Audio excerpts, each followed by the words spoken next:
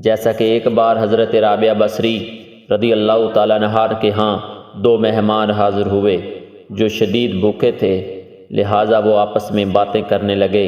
اگر حضرت رابعہ بصری اس وقت انہیں کھانا عطا کر دیں تو بہت اچھا ہوگا، بلا شبہ ان کے یہاں رزق حلال ہی ملے گا۔ اس وقت آپ کے پاس گھر میں صرف 2 روٹیاں تھیں جو ان کی بھوک کے سامنے کچھ نہ تھی۔ بہرحال وہ روٹیاں آپ نے مہمانوں کو پیش کر دیں۔ ابھی انہوں نے کھانا شروع نہ کیا تھا، کسی سائل نے دروازے پر صدا بلند کی تو آپ نے وہ روٹیاں اٹھا کر اسے دے دی۔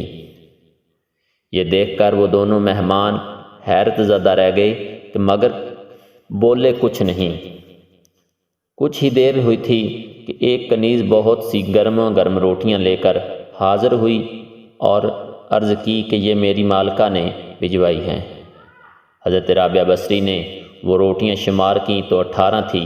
یہ دیکھ کر اس نے کنیز سے فرمایا کہ شاید تمہیں غلط فہمی ہو گئی ہے، یہ روٹیاں میرے پاس نہیں بلکہ کسی اور کے پاس بھیجی ہیں۔ کنیز نے یقین کے ساتھ عرض کی کہ یہ آپ کے لیے ہی بھجوائی گئی ہیں، تو مگر آپ نے کنیز کے مسلسل اصرار کے باوجود روٹیاں واپس لوٹا دیں۔ کنیز نے جب واپس جا کر اپنی مالکہ سے یہ ماجرا بیان کیا تو اس نے حکم دیا کہ اس میں مزید 2 روٹیوں کا اضافہ کر کے لے جاؤ۔ کنیز نے جب 20 روٹیاں لے کر حاضر ہوئی تو آپ نے قبول فرما لی اور مہمانوں کی خوب خاطر تواضع فرمائی۔ کھانے سے فراغت کے بعد انہوں نے ماجرا دریافت کیا تو آپ نے ارشاد فرمایا کہ جب میں آپ حضرات کے تشریف لائے تو مجھے اندازہ ہو گیا تھا کہ آپ بھوکے ہیں۔ جو کچھ گھر میں تھا میں نے پیش کر دیا۔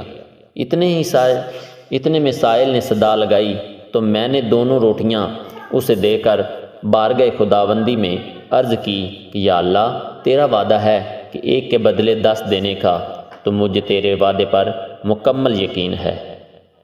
جب وہ کنیز 18 روٹیاں لائی تھی تو میں نے سمجھ لیا تھا کہ اس معاملے میں ضرور کوئی غلطی ہوئی ہے، اس لیے میں نے واپسی کر دی۔ پھر جب 20 روٹیاں لے کر آئی تو میں نے وعدے کی تکمیل سمجھ کر انہیں قبول کر لیا۔